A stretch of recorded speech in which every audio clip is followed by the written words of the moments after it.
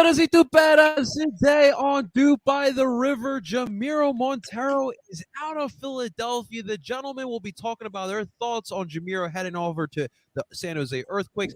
We have a brand new home kit for this season. We'll also discuss our thoughts on that. We also have our midfield and our forward previews. We did our deep defenders last week. This week, we're going to do our midfielders and our forwards. And don't you dare, go anywhere because you do not want to miss this episode of DOOP by the River. And let's get this started, guys. Done!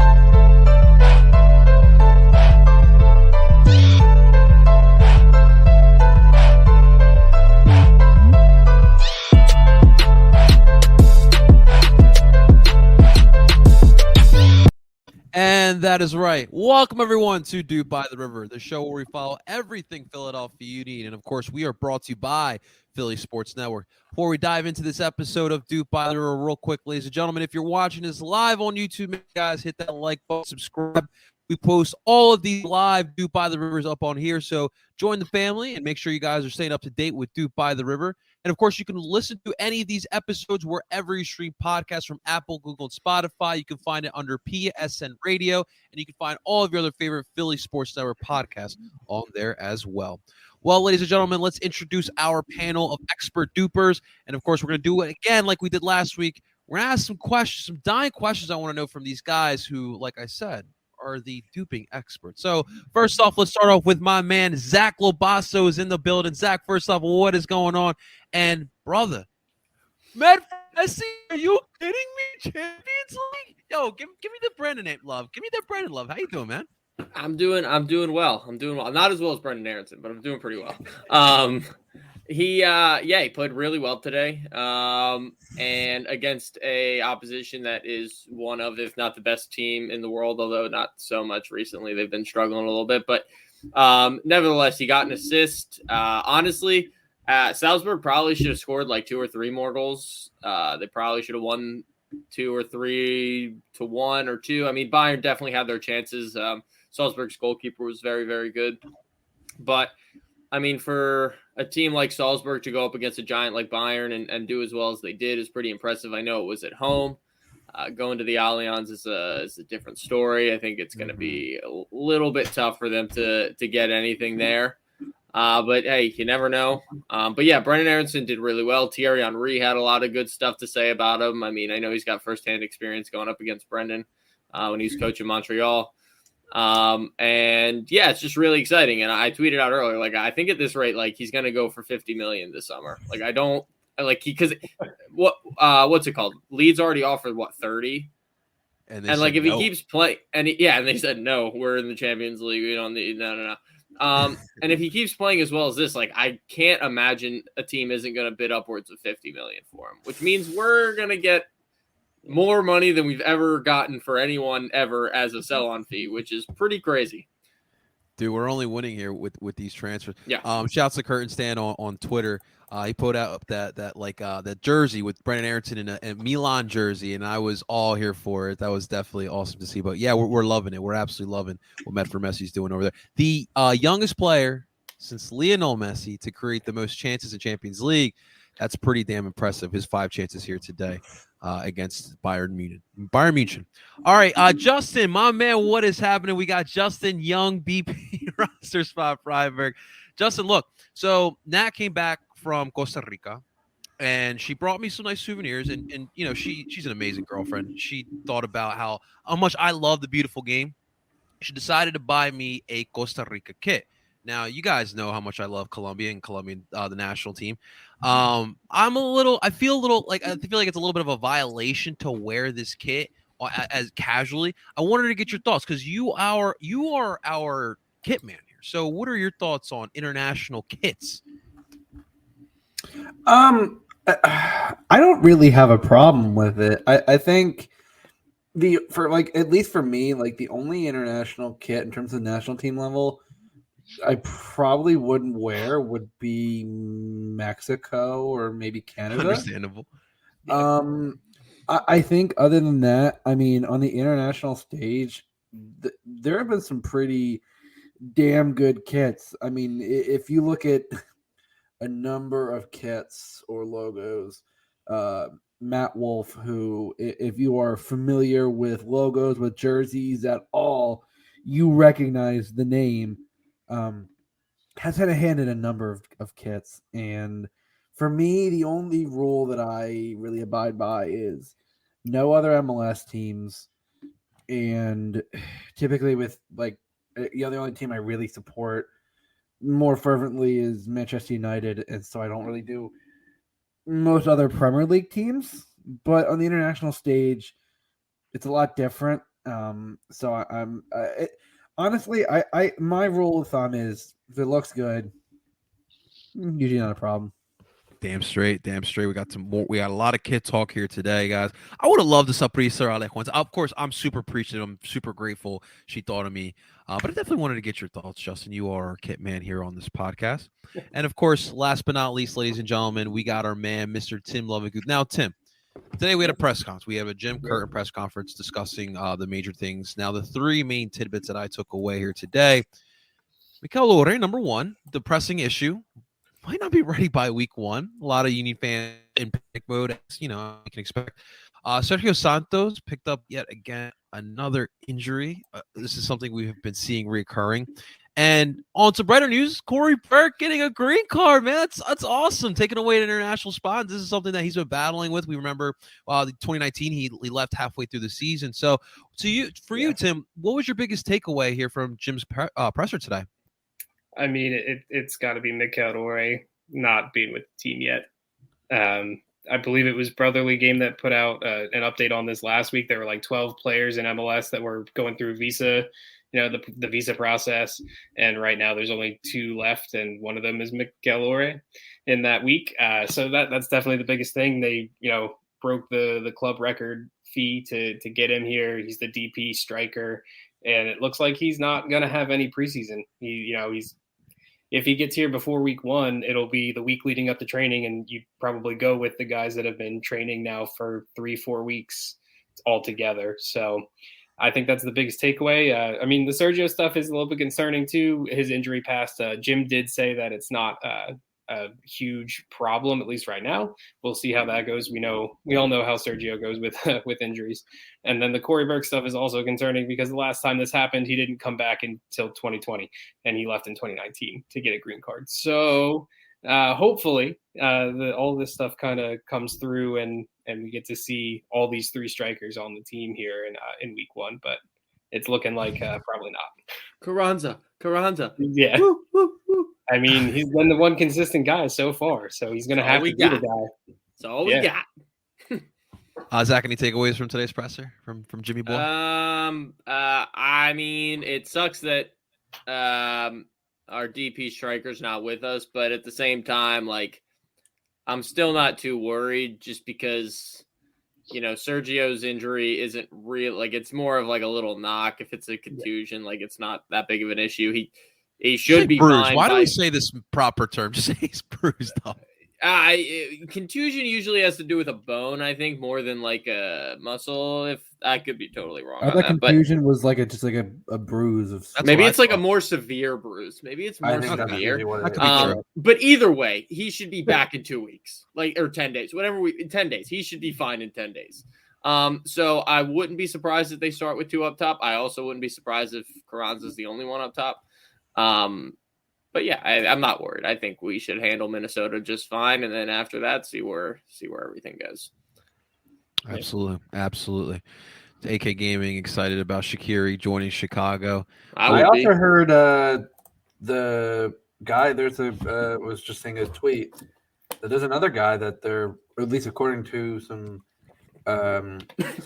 Mexican sources, should be a Chicago Fire player. Yep.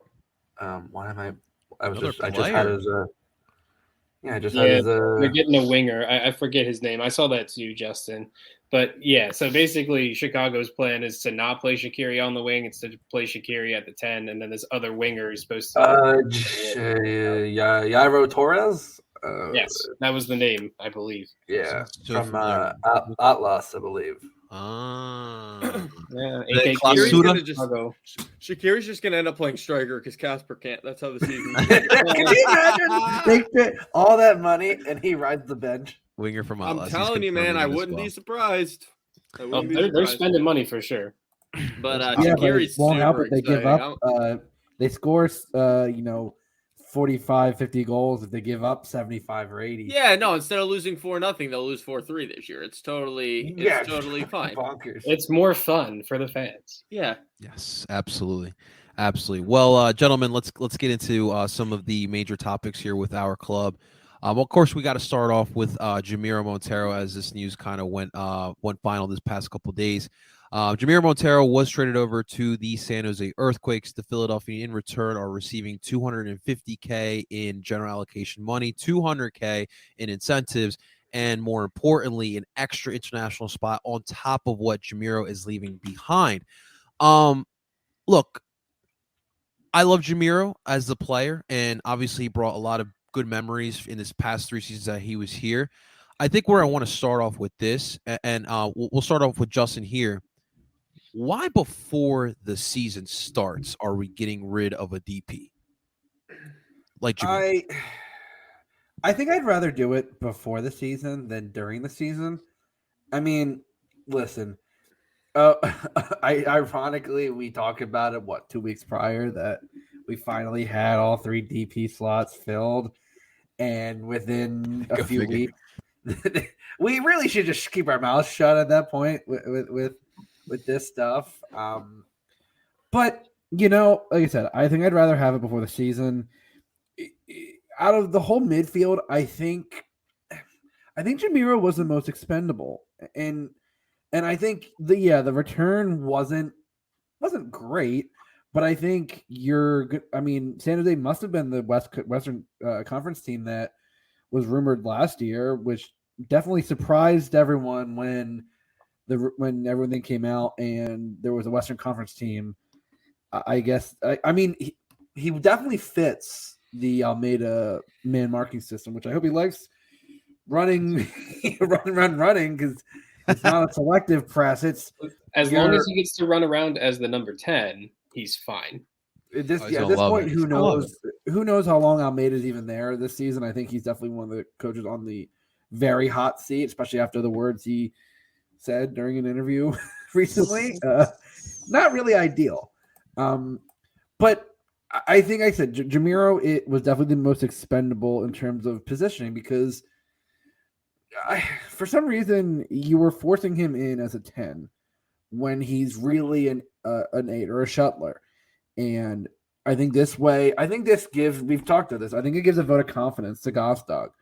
And I think what it does is for right now, I mean, I think the question was always going to be, is it Jamiro or is it Leon on that left shuttler side? And I think right now, I think that automatically slots, at least for me, slots Leon in there. And at least for now, until with Brujo at your 6, I think your starting diamond might be Brujo, Leon, Ali, and Gostog. Based on last year, that's the diamond that Jim went with a lot. If he wasn't trying to sandwich in the dueling 10s with Jamiro and Gostog, which thank God we're never gonna have to see that formation again because the dueling 10s never worked. And I love Jamiro, and he brought a lot, but the thing he did not bring was that final third piece. Yeah. Every time he got the ball, and I've said this for a while, and I got a lot of shit for it until people would watch the games. When Jamiro got the ball around the box, if he was surrounded by defenders, he would try to take players on, and it would slow down. You thought it was Ronaldinho, Justin. It would slow down the flow. It would break up any attack that they had. Jamiro's ability was in his pace and his ability to push the ball up the field, but that final third was always lacking. He always took the wrong he always took the wrong pass. He'd shoot it, he'd sky it, which they got no more free kicks. I don't know why he was the free kick person of all.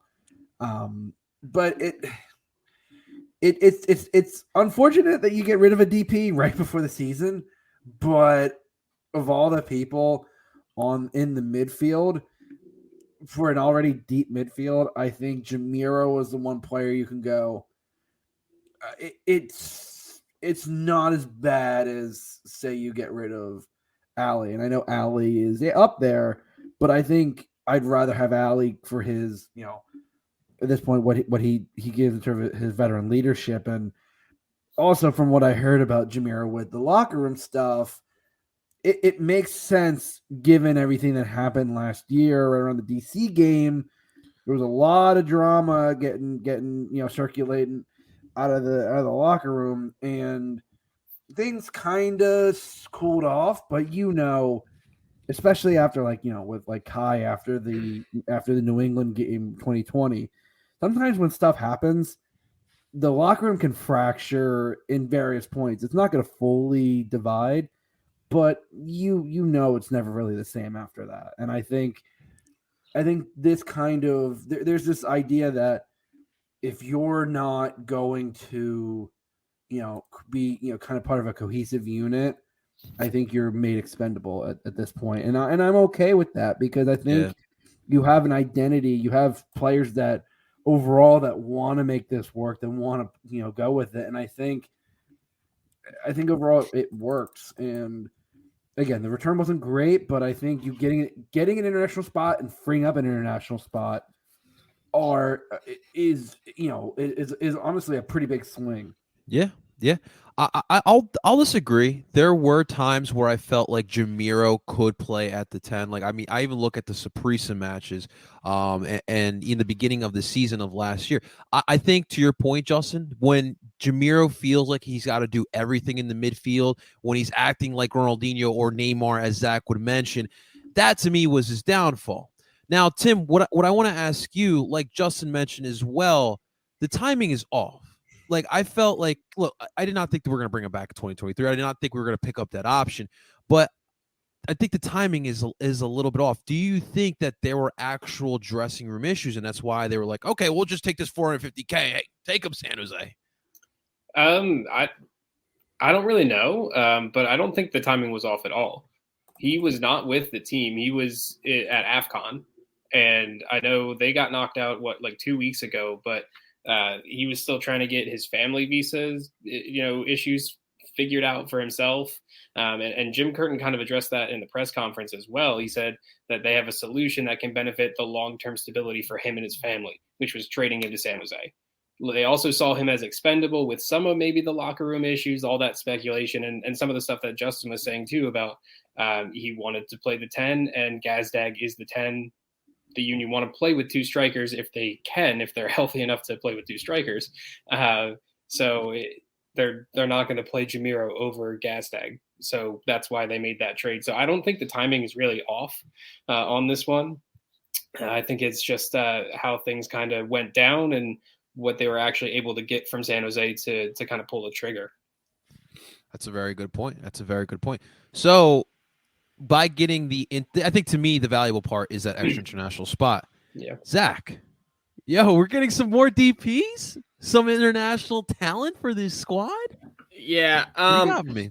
Yeah, well, so first and foremost, I do want to just say that as much as I think it should be Leon playing that box-to-box role, I think it's gonna be Jack McGlynn to start the season. Just something tells me about from what I'm seeing on socials and stuff. I just feel like it's gonna be Jack. You don't think Quinn that replaces that kind of speed? No, in this press conference, Jim Curtin said Jack McGlynn has taken a big step, one of the best I've seen soccer IQ wise. He mentioned him by name after Jamiro, literally right after. Yeah, I think it's gonna be Jack. Yeah, which I'm cool with. They're gonna have to work out the press or whatever because Jack is not the most athletic guy in the world. But needless to say, it'll be good for him to get starting minutes, and I think creatively he definitely brings a lot to the midfield in terms of the way he can pass and just his calmness on the ball. But yeah, we open up another DP spot and another international spot. So it'll be interesting in the summer, and I boldly claimed in our group chat earlier that I think the Union are going to break the transfer record again this summer. They've already broken it once this year for Mikel Ora. and we'll see what they do this summer. But it just seems like something's brewing where they're going to buy someone worth a pretty penny. Where that is with Brujo and Wagner potentially on the way out, it could be at one of those spots. It could be as Ali's legs start to go later on in the season, they bring in someone to start for him and kind of like wean him off the minutes that he's getting early on in the season. It will have to wait and see, but it's definitely interesting because of that spot is open. And I feel like Ernst knows that this is probably the year that they're going to have to win the cup if they want Jim to be the guy to win the cup with them. And I think he's going to move heaven and earth to get whatever Jim needs during the summer, depending on how the beginning of the season goes, to get him that MLS Cup. Absolutely. And I think what Trav says here, it's pretty spot on. They wouldn't do this move if they didn't see what they saw in preseason from a lot of these guys. Your Jack McGlynn's, like you mentioned, Quinn Sullivan. I'm really curious to see what Jesus Bueno has as well. We saw in spurts through the end of the last year. And I think he'll be fun to watch. We'll see whether he plays a 6 or a shuttler, probably more so as a 6. But we have a lot of options. We have a lot of guys who can play different positions, and that's what makes this really entertaining and a lot of fun to see. Of course, we wish all the best to Jamiro Monteiro. We are thankful for what he's done here in Philadelphia. It's crazy how, this offseason we get rid of one of our top goal scorers the past 3 seasons, our top assist makers in the past 3 seasons. And this is still a really, really strong roster, guys. So, my God, let's keep it going. Let's keep it rolling. All right. Well, gentlemen, you ready for some kit talk? Let's do it. Absolutely. Well, ladies and gentlemen, your Philadelphian introduced today their new By You kits. It's the home kit this year. Of course, it's. I think to me, it is really beautiful. Of course, everyone wants to talk about the bar down the shirt over the left side of the shirt there, with the crest still on the side. It's not in the center. It's obviously a blue stripe that's going down. It's the home kit, so it's obviously going to be navy blue. I will say I don't usually get to talk about the leaks and whatnot because of obviously being part of the kit committee, but I will say I'm really proud of this kit. The idea was to kind of bring back a concept that was part of our early days as a franchise, but refreshing it. We didn't really bring back the full metal or the full bar that went like down the entire center of the kit before. It's to the side. It's subtle. It brings back the blue that you guys know how much I love that light blue for the Philadelphia Union. And I think it's a clean look here. I want to get your guys' thoughts. Justin, if you want to start off, our kit man, what are your thoughts on the brand new kit, brother? I've always been the mindset that you gotta have a little splash, little sometimes a little subtle work. And as we started to see some of the initial designs on the kit, I'm honestly amazed at the simplicity of the kit and how clean it is. I think the gold accents are absolutely perfect. The blue stripe, I think it was smart to do a lighter blue. Would have been cool maybe to do gold. I think if it had worked, maybe. But I think for right now, you see that gold trim on the sleeves. You have I always love the gold stripe. All right, I got you guys on the shoulders. Yeah. First of all, the bimbo being gold, I think is clutch. Yeah. To go against the light blue, and then to have the gold accents on the light blue stripe all the way down, I think it's that subtle touch of, and then you start to see actually some of the scales that they were talking about, which I've always been kind of 50-50 on that part of the designs, but I think with this it works. Yeah. And overall, it's a very simple kit. It's got just enough a nice pop of color, and Yeah. I think that obviously after last year's, it was going to be tough to top it. But I'd argue, like Zach said in his article, I'd argue that this is probably one of the best kits the team has come out with. Nice. One of the best. Okay. Yep. I like that. Tim, do you share the same sentiments? And Edwin, that's freaking awesome. I love that, man. Yeah, I share the same sentiments there in that, when we were kind of talking about the leaks out there, I was like, I don't know if I really like it. I know the mock-up was pretty rough compared to what the real thing was. Then The about pink a stripes. week or so, about a week or so ago, about a week or so ago, we saw the actual leak of the shirt, and I saw the gold Bimbo, and I was like, oh, if this is real, like I'm really going to enjoy this kit. And I thought, like, okay, like that's the selling point for me. It was like, okay, the Bimbo is finally, part of the club's colors. Like it looks all right. But then seeing it today and actually looking at the stripe and seeing the what's the name of the blue? There's a name for it. Is it electric blue? Signal blue. Yes. Signal blue. That's it. Yes. And remembering like the 2012, 2013, like the away kits that came out then, being that color. And that the stripe with the gold accents on the side of it is literally what the middle of the badge looks like. So the kit looks like, it literally is the badge, which I think is brilliant. Because you always, you talk about a club's home or primary jersey being something that encapsulates the club's culture. And this kit is literally the badge. It's just on a kit. So I love it. Yeah. Awesome, man. Awesome. And I do agree with Zach as well, what he said in his article, that it could, sneak up there and beat out the Bayou kit from last year. So. Yeah. So I kind of look at it in two separate ways. One, compared to what the mock-up was, like it's like a 14 out of 10 because the mock-up scared the hell out of me. I was like, this is going to be the most ugly kit I've ever seen. Like the pink stripes, I was like, this just looks so bad. But when I saw this, I was like, this is really nice. Like, and the reason I like it more than the Bayou kit, and this is the 4U kit, I'm pretty sure it's called the 4U kit, the Bayou kit. Yeah. So the reason I like this kit more is because when I look at kits, I really like a very simplistic yet kind of out there design at the same time. Like the Bayou kit's awesome, but for me it's a little too like hectic, I guess you would say. Like there's kind of like a lot going on, whereas this one's really simple, but it gives you that pop of color that you really like to see.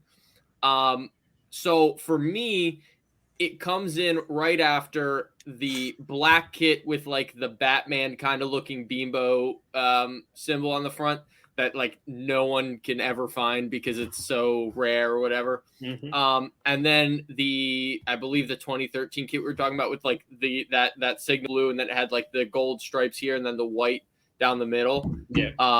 And then this one, and then probably the Bayou kit after that. So the last two kits in the last 2 years are top four, like on the Mount Rushmore of Union kits in my estimation. This one, I really, really like it. I didn't expect to like it this much, but the way the gold is like such a dark gold, kind of contrasts the signal blue in such a great way. It's just really great. I really, really like it. Real quick, guys, just do us a solid. As I'm showing you guys on the screen for watching this live, we have Zach's article that's right now on Philly Sports Network.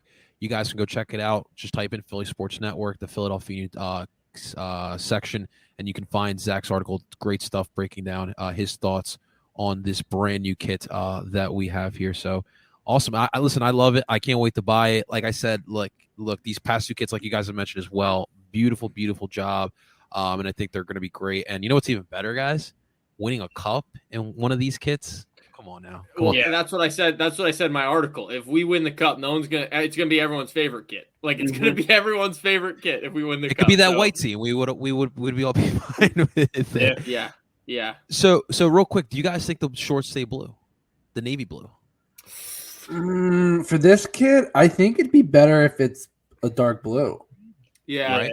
And I Right. think I'd be very interested to see if like they do like the Adidas 3 stripes, like how the shorts go with. I'd like it with blue. the gold, like a gold accent. That It'll be interesting to see what they do because I think either way it would look really good.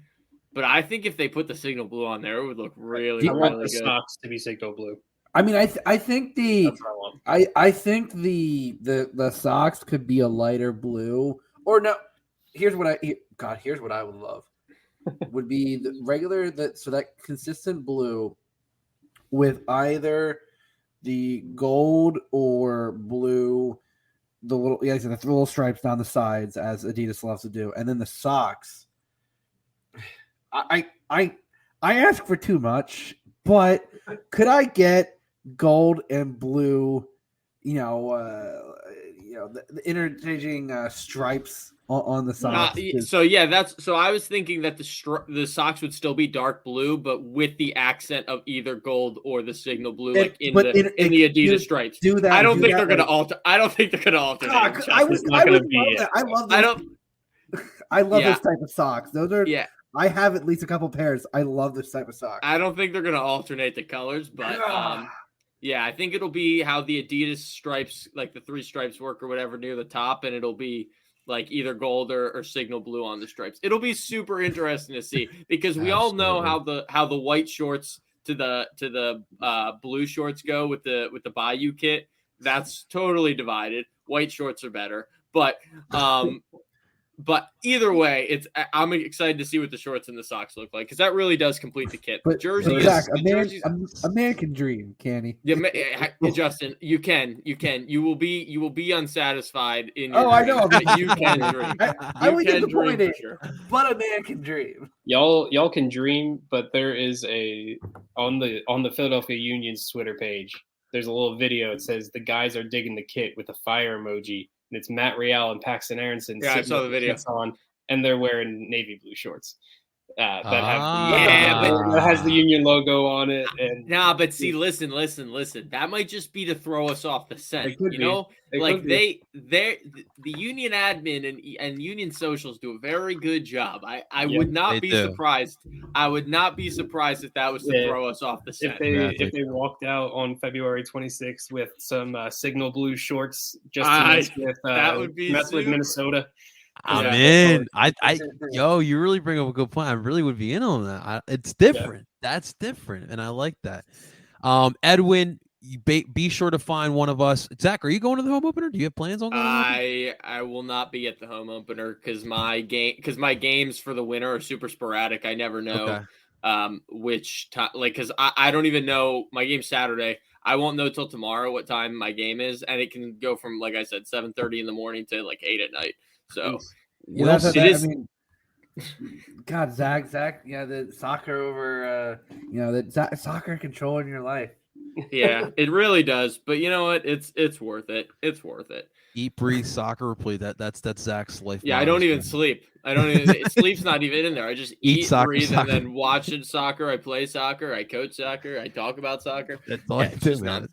So I love you, man. Well, Evan, I'll say this, man. You will definitely see at least 3 out of 4 of us there. So be sure to say hello. We do not bite whatsoever. We love meeting people, especially at Union games.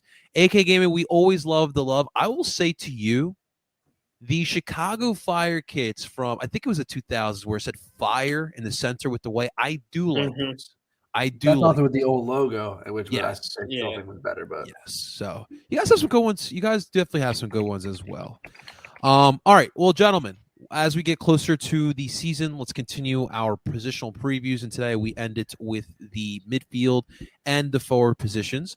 So let's start off with what will be your midfielders here in 2022 for the Philadelphia Union. Of course, Daniel Gazak, our DP. Jose Brujo Martinez, Alejandro Bedoya, Cole Turner, Jack McGlynn, Jesus Bueno, Paxton Aronson, Leon Flock, Quinn Sullivan, which I will get to in a second. And it still has Brandon Craig listed as a midfielder, but I think we can all safe to say that he might be a center back, preferably there. So I guess where I want to start off with this conversation with the midfield. Tim, Yeah. do you think that this midfield will stay in that diamond, that compact diamond that's worked pretty well over the past couple of seasons? Yeah, I think that's the preferred shape. Now, if it stays that way the whole game, I think that's to be seen. I think it could be more fluid. I think you could sort of almost see it be like a 4-2-2-2 at times with how they want to press every once in a while. It also depends on personnel. Like we were saying, if they now play Jack McGlynn on the left side of the diamond, you're probably looking at more of like a defensive shape, and you're not asking him to run and press as much because he's more reliable as someone on the ball or stopping chances rather than pressing and just being out of position. Whereas if you have Leon Flock, you can tell him to just go run, he's going to do it. So yeah, it's I think that's the shape that's preferred. Now, whether or not we'll see that in 10 days, that's still to be seen, because the striker situation we'll get to in a little bit is still a little messed up. So we might be seeing, the Christmas tree return and having 2 10s and things like that, which it isn't the worst thing in the world now that we actually will play 2 10s at the 10. So hey, there you go. Yeah. There you go. Justin, what I want to ask you, I wanted to ask about Alejandro Bedoya. Look, I mean, especially, me, Justin, I love Alejandro Bedoya. He's getting up there in age. There was thoughts possibly that last year would have been his last year. He's bought in. He's back for this season. Number one, how much longer do you think we have Alejandro Bedoya, and what could possibly be the replacement? Is it on this roster right now? The question of how long Ali Bedoya can go, I think it's as long as he has whatever blackmail he has on Jim and Ernst.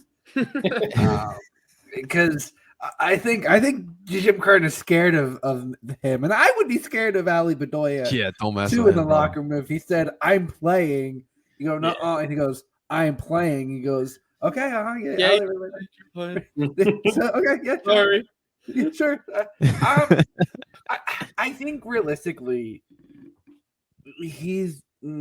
I think he's gonna play 20 to 25 games, MLS games. I think maybe, obviously, probably on the bench the rest of those. I think if you want to consider him for Gold Cup or Leagues Cup, I think you're going to start seeing that, him get a little bit of off time, because, I mean, we've been saying it. Last year was the first year where there were times where Jim just actually surprisingly didn't start him to give him a rest. And I think it was surprising when it did happen. Now, is that person on the roster? I think, yeah. We've been talking about it. I don't think necessarily there's a direct replacement in terms of that person that's going to make those runs. I think maybe either Quinn or Paxton would be a direct replacement for Ali in terms of that skill set. But I think what a lot of what Ali brings is he's got surprisingly a pretty good passing range and a good ability to get the ball going. And that's kind of why I also see Jack McGlynn kind of being groomed as an Ali-like replacement, because while Jack may not have the pace, he absolutely has that ability to start the counter, to play those passes, to be in the right place. And then Ali's, especially defensively, he's never been the fastest, but he's always been in the right position. He's always known when to break on the counter. And Jack, from what we saw last year, could move up with the ball. And I think you're seeing more and more of that. And Jim has even said that Jack McGlynn has taken a huge step up. And if Leon is not on the other side, which I still think he will be, I could see a midfield with Jack McGlynn and Ali. Or if Ali is resting, I could see a Jack McGlynn and a Quinn Sullivan or Paxton Aronson. I think the reason you were able to get rid of Jamiro is you knew that you had players on this roster that could easily step in at any of the positions and still have a solid spine. We all saw it last year. This defense was top 5 in the league. I believe it was third or fourth in the league in terms of goals against, which is huge. Yeah. I mean, and part of that is if you have a solid midfield spine, that that instantly vaults you into a top tier team. Now, obviously, we wanted a little more, and I think it wasn't from that point of the field, and we'll talk about that in a bit. But I think the midfield arguably was one of the bright spots of the team, and I think with all this young talent, you can go, okay, Ali, I think you can take a little bit of a rest, even if Jim might be scared of the man himself. I mean, you got to. I think at the end of the day, you got to conserve him for when it matters most, and to me, it matters most in the playoffs. So, if he plays 20 to 25 games in MLS play alone, I would be extremely happy about that because we ensure more freshness from Alejandro Bedoya within the playoffs. And Raul Louis, what's going on, brother? I hope to see you as well. We just discussed it. Mikel Ore, from all our indications, he's just going through a visa situation. It's just that's really what the holdup is. He's fine. He's ready to play. It's visa issue. And as we've seen before, that could be a delay for any of our players that we're trying to sign there for sure. Zach, what I want to ask you, man, about this midfield. To you, who's the one player you see taking his game to the next level that's just going to wow Union fans? You mean 2022 MLS MVP? That guy? You're gonna go there. You're gonna go with the guy. The 2022 MLS MVP, Daniel Gazdag? Why do you no, realistically, do you really think that this is an MVP candidate in the MLS? Absolutely. The dude had 4 goals and he had 4 goals and 5 assists last year as a DP transfer in the middle of the season, which, as Justin alluded to earlier, does not typically go well. And it did take him a little bit to get started. Now, in half of the season's games, like I said, he had 4 goals and 5 assists. He had a better goals and assists per minute ratio than Kasper Szybelko did, who scored 12 goals and had 4 assists last year. You had to go there. And well, the thing is he's not a striker, right? Like he's putting up those numbers and he's not a striker. Like that's like Zelorian. And I mean, Carlos Gil doesn't score too much. I think he had like 4 goals last year or something like that, maybe 6. But he had 20 assists. Yeah. Like I think Gazdag can get you 10 goals and also get you 12 to 14 assists. Like I don't see that as out of the range of outcomes. Like with 12 goals and 14 assists, like how are you not going to win MVP? Especially when we're going to win everything. We're going to win the Open Cup. We're going to win the League Cup. We're going to win the Shield, and we're going to win the MLS Cup. So the first quadruple in history. And then you obviously get an MVP from that, and he'll be our best player, I think. I think Mikel Ora is going to score like 12 to 15 goals. I think Carranza scores around 10. Then our other strikers, sprinkle in here and there. But I really think Gazdag can get you 10 to 12 goals and then like 14 assists and just tear it up. He's so, and now he's got a striker in Carranza who he can play with. Like they can play soccer together. Jeez. Last year Gazdag tried to play soccer and the people up top were like, "What are you doing? We've never seen this. Take 10 minutes to pass a 1-2." Yeah, or kick it 20 yards the other way. They're like, "We've never seen this before. I don't know what to do." And it'll be really interesting to see Shaqiri try and play 1-2s with Kasper in Chicago. Yeah, that should be interesting, man. Yeah. So, but yeah, Gazdag's the guy. Zach's riding high on the Daniel Gazdag train. I can't really blame him for it. I'm waiting for the futures bet on FanDuel Sportsbook for MLS MVPs to come out. By the way, not financial advice. Union are plus 1,400 to win the cup. Just so we're aware. FYI, yeah, the as I'm seeing, as Tim was talking about, the shorts that they were wearing in the promo kit, in the promo video, they're wearing the dark blue socks with the gold, 3 gold stripes on the top of the sock. Yes, sir. Yes, sir. So I figured it's to throw people off. I'm telling you. It's to throw people off. I've conspiracized Tim. If it's into not, that's believing fine. it. wait. Instead of QAnon, Zach's part of UAnon. Yeah. Oh no. That's pretty This good. guy. I'm not affiliated with either, guys.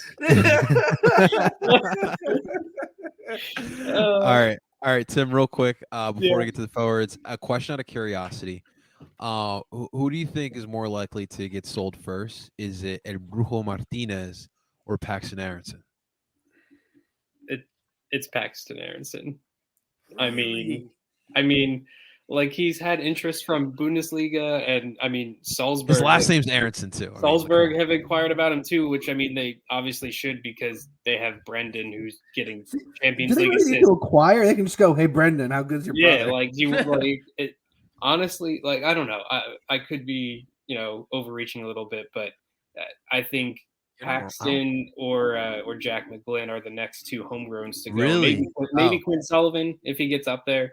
I don't know if that's this year. I'd say Jack within a couple years might be the first. If the timetable is the same as it was for Brendan and Mark McKenzie, like this is their year to step into more minutes and then win a starting job and then get a big move.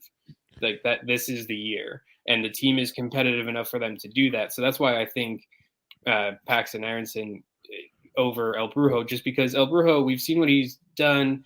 He played really well in the Copa America, and the team fielded, I guess, some interest, but nothing that was concrete enough for him to move. Right. And we're seeing that clubs, especially in Europe, are paying for young Americans rather than players who are a little bit, I'm not going to call El Brujo old because he's not old, but he's not like a teenager that could ball out. Like 24, I right? say if he's old, then I'm old. Jit. Right. No, I'm the oldest one on this podcast. I know that. I think Brujo and Kai both get sold this summer. Okay. I think they both go. I I think think Brujo Kai goes to, definitely. Brujo's another. I think question. Brujo's going to go to Serie A. Oh, okay. I wouldn't mind that. I think that's his league. I think he fits in so well. What about Serie B? I think he could, but I think he's a little above that. Serie B? Okay. Yeah, I think he's like. Wait. I think he's like Zach an gave Udinese. love El Brujo. Can we think just he's take like a second? I think he's like an Udinese type of guy. I feel like Udinese is the club to. I Club could to see get him him. at Atalanta. Oh, I don't know if he's that high up. I mean, I don't know if he's that good. With some of the, I mean, they do like to play a bit up tempo. El Brujo, tu Muriel, tu Zapata. Mm. Go! No, you mean Zapata to Brujo at the top of the 18 into the stands. That's I think they're like getting it. a new grounds too, if I'm not And mistaken. then they're gonna start whistling. We don't Yeah. do that here. We don't do that like they do in Europe. Yeah. Like they whistle at everyone, dude. We Like just it's boo. crazy. Just boo. We should That is start that. We should start that at the Soup. We got connections to both supporters groups. We could definitely Start something whistling right at there. people. That'd be great. It'd be like I'm back in Europe. What the hell's going on? It's like boo here. Tim, as well to your point, I think that the price tag for these homegrowns are definitely going to go up, especially what you see what Brendan Aronson's doing, and Mark's been 50 million. Dude, it's going to be wild. It is going to be wild. It's going to be a lot of fun as well. But let's move on to the forward position. Look, there's no secret. This position has been highly anticipated going into the season. This is the one area on the pitch where the Union really wanted to invest in this past offseason, and they really did. Bringing in Julie Carranza from Inter Miami, despite what you guys may think about the move and where he came from, it's definitely an upgrade for what they're trying to do. And then, of course, Michelore, when he shows up, he's definitely inclined to be a stud in his own right. And, of course, we still have Sergio Santos, as we mentioned, and, of course, Corey Burke as well, who's working on getting that green card going as well.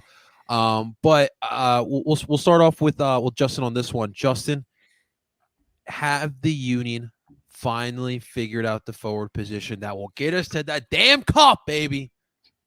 Yes, we have. And I know you're supposed to say hell yeah, like James Harden. Come on now. Hell yeah. Oh no! I will. I like to have that slow burn before I dunk on as they say, dunk on them haters. To continue my point I was making earlier, the one thing that literally the Union needed, and it was very apparent in the count them 3 goals they scored, was none of them were from a forward. Casper helped force one, but it was an own goal. None of the goals were from a striker. Sergio couldn't hit the broad side of a barn. Neither could Corey. Nope. Casper didn't even sniff near the net. No, he hit one over. Like, it just,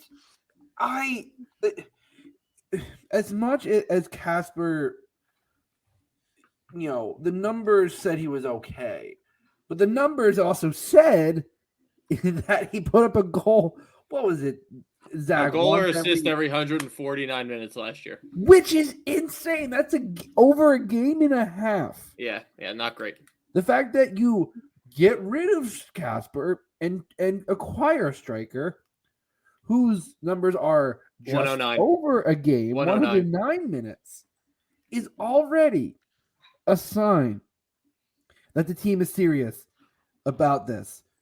Julian Carranza, who, let's be honest, I think you're taking a lifeline on low risk, high reward, and from my understanding that there's a agreement in the deal that the Union could trigger a buy option, obviously probably for a pretty cut rate price. Yeah, obviously probably definitely not $60 million. So if he has a good season, which everything I've seen in the preseason has indicated, this might be a pretty good signing. Mm-hmm. And I think Ure is, like I said, Ure is going to get you at least 15 goals. I think 15 to 20 is a pretty realistic range. I think Carranza can get you 10 or so. And then Sergio and Corey, if they can get you at least 5, then you've gotten already a better return on your from your strikers than you have, honestly, in any year. I think this is the first year that I look at that striker core and go, okay, I see a plan. I see a point of attack.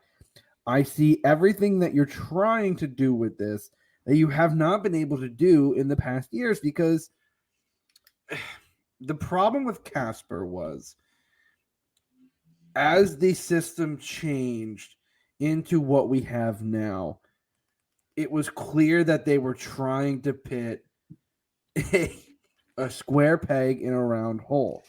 A player that is not meant for a pressing system is not meant to be a lone striker. So the Christmas tree was kind of redundant when he was the lone striker. And you also never really had a striker that he could play off of. So if you can't be the solo striker and you don't have anyone to play off of, you're kind of not really useful in the system that you're trying to run. And the fact that Ure does work well off of somebody and can be that lone striker already is a massive upgrade. And if, like I said, if everything that we've seen, that I've seen, that I spent hours combing through highlight tapes to write that article, which is on Sports Network, if you want to check that out. Please check that out. Like I said, the biggest thing that I've seen from Mikel Ulrich is just the runs, the positional awareness on the field, the ability to, if he's good for a through ball, he's making a run up up towards the net, not towards the corner, not away. He's making a run that gives him a solid position to create a chance. If he's in the box, if he knows he can beat you to the near post, he's going to beat you to the near post. The amount of goals that I've seen with him as a flying header indicates that he's willing to throw his body in there, that he's going to time his runs right, that he's going to be hungry in the box. I think the problems that we've had with our striker core is you either had both strikers running near post with no one on the back post, and both strikers nowhere near the ball on the near post, or you kind of just floated in there and no one really attacked it on the back post and they would just go begging wide. And that's been the biggest problem is we've never really had that bona fide striker that says, you know what, give me the ball and I'm going to put it in the back of the net. I'm going to do whatever it takes to make sure that that ball is in the back of the net. Or if I'm not the one who's doing it, I'm going to set up a chance. And I think the trio of Ura, Carranza, and Gazdag could be an epic combination because you have Gazdag was, like I said, does have that ability to give and go. And I think that was the one thing that was clear, and we talked about a lot last year, was he just didn't have the striker who could do that 1-2 combination with him. Mm-hmm. And I think Ura and Carranza both have that ability. I think they can even play off of each other. So really you can get that triangle passing game going. And with Bizo, with Wagner, with the overlaps, you have a lot of options. And it just excites me thinking about, you know, the potential, because that some of Ura's goals was him just laying it back to the midfielder who sprayed the ball wide, and then, you know, we were getting on his high horse and, you know, hauling ass into the box and scoring. And that is something that we haven't seen in I think ever. And it's, for me, the reason why I have the Union not finishing lower than they did last year. I think they could be 1 or 2 in the East. I really think the East is a lot weaker, especially with Nashville going to the West this year. And, you know, I don't think any East team particularly, you know, retooled to the point where they're going to exceed. I think it's going to be a you know, I think it's going to be the same way it was last year, with it'll be kind of top heavy and it'll kind of falter off. But I don't think the East is going to be any more difficult than it was last year. So I think this definitely, with the way they've retooled their striker core, I think this is the sign that it could be the start of a next few, you know, good few years for the Union in terms of just putting up scoring numbers, which they haven't done ever. Absolutely. Zach, are you ready for some 1-2 touches and 1-2 games with Daniel Gazdak and Mikel Ore? Yeah, I mean, from the first preseason game that we got to watch, I really hope we get to watch the one tomorrow, right? They play tomorrow? Friday. Friday. Okay. Friday, we get to watch that one? Do we know yet? I have no clue. Okay. Well, let's hope we get to watch the game day. Let's hope we get to watch it. But either way, from the first preseason game that we got to watch, Gazdag and Carranza were combining left and right all over the field, which was really great to see. Obviously, we don't know how Mikel Ore is going to do with that yet. But, I mean, even if he's not great at combining, he doesn't have to be, because if those two can combine, it just creates way more opportunities for them to play him in behind or play balls, you know, to his streaking runs to the near post. And just kind of, and his runs also just open up lanes for Gazdag to score even without him touching the ball. And same with Carranza. Like if Carranza and Gazdag are playing 1-2s with each other, and then Ura makes a run through and the defender follows him, Gazdag doesn't even have to make the pass. He can just dribble in and finish. Same with Carranza. So having a striker who's very dynamic like that really does open up the door for a lot of possibilities attacking wise. Obviously, we still have the 2 wing backs who are going to cross the ball. Hopefully, not nearly as much as they did last year. Hopefully, we can, you know, score some pretty goals and less ugly goals. And if they are going to cross the ball, I hope it's like from the end line. It's just a pass back to the 6 and not necessarily a cross from 40 yards away, a hopeful ball, as we call it. But yeah, I think the attacking trio is going to do a lot. I don't think Ura scores 15 to 20 this year. I think he gets like 12 to 15 this year. Okay. Being it his first year. And then next year he can break Carlos Vela's record.